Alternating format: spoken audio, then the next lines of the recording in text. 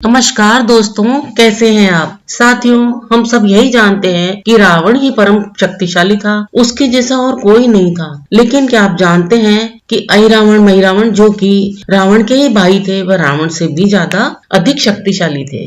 अहिरावण पाताल लोक का स्वामी था। अहिरावण ने जब राम रावण का युद्ध चल रहा था, तब राम और लक्ष्मण जी दोनों का हरण करके वह उन्हें पाताल लोक ले गया था। अहिरावण ने ऐसा क्यों किया, उसकी क्या दुश्मनी थी भगवान राम से, आइए जानते हैं इसके बारे में। प्रभु श्री राम जी के साथ रावण का जब युद्ध हुआ तो उस दौरान रावण का बेटा मेघनाद मारा गया। तब रावण उस क्षति से बहुत दुखी हो गया और लक्ष्मण जी, जिनके द्वारा मेघनाद मारा गया, उनकी शक्ति व पराक्रम सुनकर थोड़ा तनाव में आ गया। तब रावण की माता केकसी ने रावण को दुखी देखकर रावण को उसके पाताल में बसे भाई अहिरावण महिरावण की याद दिलाई। तब रावण ने उन्हें बुलाया और कहा कि वह अपने छल बल कौशल से किसी भी तरह से श्री राम व लक्ष्मण को समाप्त कर दे।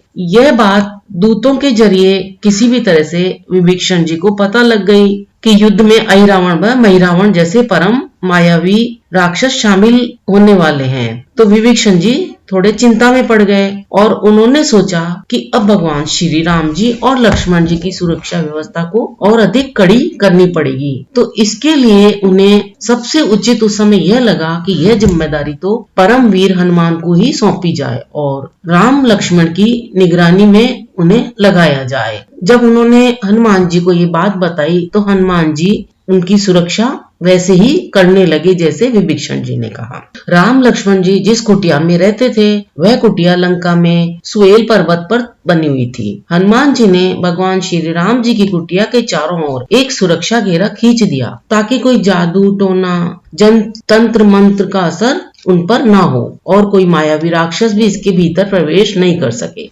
अहिरावण महिरावण जब श्री राम और लक्ष्मण जी को मारने की इच्छा से उनकी कुटिया तक पहुंचे तो वो उस समय उस सुरक्षा घेरे के आगे भीतर कुटिया में प्रवेश नहीं कर सके। ऐसे में दोनों राक्षसों ने एक चाल चली और महिरावण ने अपनी माया से विभीषण जी का रूप धारण कर लिया और छल से कुटिया में घुस गया। श्री राम जी व लक्ष्मण जी पत्थर की सपाट शिलाओं पर गहरी नींद में सो रहे थे, तो बिना आहट किए हुए शिला समेत ही दोनों भाइयों को वो उठाकर ले गए और फिर अपने निवास स्थान पाताल लोक की ओर चले गए। हनुमान जी लगातार काफी सतर्क थे। उन्हें कुछ देर में ही अंदेशा हो गया कि कोई अनहोनी घट चुकी है। जब उन्होंने कुटिया में जाकर देखा तो वहाँ राम लक्ष्मण जी नहीं थे, तो वे तुरंत विभीषण जी के पास गए और उन्होंने सारी बात उन्हें बताई। तो विभीषण जी को अहिरावण महिरावण पर शक था। उन्हें प्रभु श्री राम जी व लक्ष्मण जी की जान की चिंता सताने लगी।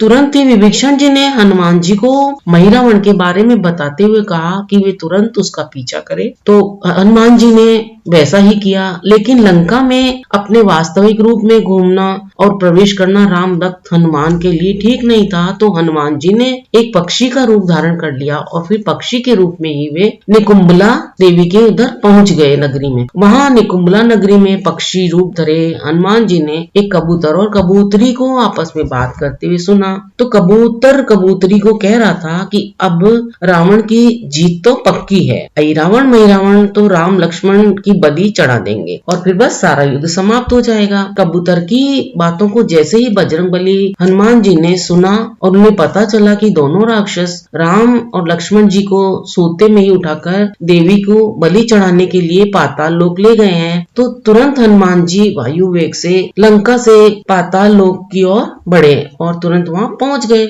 वहां पर हनुमान जी ने जब पाताल लोक में प्रवेश किया तो प्रवेश द्वार पर एक अद्भुत पहरेदार उनको मिला, जिसका आधा शरीर वानर का था और आधा शरीर मछली के आकार का था। उसने अपना नाम मकरध्वज बताया। हनुमान जी जब अंदर प्रवेश करने लगे तो उसने उन्हें रोक दिया और वह द्वारपाल हनुमान जी से बोला कि तुमको मुझसे पहले परास्त करना होगा, उसके बिना तुम्हारा अंदर प्रवेश करना असंभव है। हनुमान जी ने जब उसे उसका पूरा परिचय जाना तो उसने अपने को हनुमान जी का पुत्र बताया। यह सुनकर हनुमान जी आश्चर्य में पड़ गए और बोले कि मैं तो बाल ब्रह्मचारी ब्रह्मचारी हूँ और मेरा तो कोई बेटा नहीं है। तब मकरध्वज ने बताया कि जब आप अशोक वाटिका में सीता माता की खोज में लंका गए, तब लंका दहन के बाद समुद्र लांघते समय वीर्य की एक बूंद मकरी के मुंह में गिर पड़ी, जिससे वह मकरध्वज ने कहा कि फिर मेरा जन्म हुआ। मकरध्वज ने तब कहा कि अगर आपको अंदर जाना है तो मुझसे तो अवश्य ही पहले युद्ध करना होगा और मुझे युद्ध में हराना होगा। दोनों के बीच में युद्ध हुआ।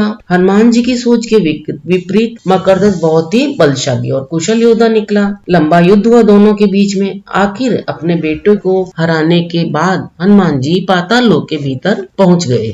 हनुमान जी जब ऐरावण और महिरावण के क्षेत्र में प्रवेश कर चुके थे, अब उन्हें उनकी बड़ी सेना से मुकाबला करना था, लेकिन उन्हें फिर मकरध्वज ने बताया कि आपको पूरी सेना को खत्म करना होगा और यह तभी संभव होगा जब किसी विशिष्ट जगह पर रखे 5 दीपकों को एक साथ बुझाना होगा, तभी पूरी सेना स्वतः नष्ट होगी। इसके बिना कुछ भी संभव नहीं है। तो यहीं पर हनुमान जी ने 5 मुख वाला रूप धारण किया, जिसे पंचमुख हनुमान के नाम से जाना जाता है। पंचमुखी रूप धारण करने के बाद हनुमान जी ने 5 दिशाओं में रखे 5 दीपक एक बार में ही बुझा दिए और फिर ऐरावण महिरावण के साथ युद्ध करके उनका वध करके राम और लक्ष्मण जी को सुरक्षित वापस लेकर आए। साथियों, आपको हनुमान जी के बुद्धि और बल की यह जानकारी कैसी लगी कि उन्होंने अपने बल और बुद्धि से कैसे संकट में से हनुमान जी ने राम और लक्ष्मण जी को बचाया? आप अपनी राय हमें कमेंट करके अवश्य बताएं। अगर जानकारी अच्छी लगी हो तो इसे आगे शेयर करें, वीडियो को सपोर्ट करें। यदि आप ये चैनल पहली बार देख रहे हो तो मेरे इस चैनल को आप सब्सक्राइब भी कर लें, ताकि अन्य कई नई जानकारियां आप तक अति शीघ्र पहुंच सके। अपना अमूल्य समय देकर वीडियो देखने के लिए आपको बहुत बहुत धन्यवाद। अगले नए वीडियो में नई जानकारी के साथ मिलते हैं फिर। धन्यवाद।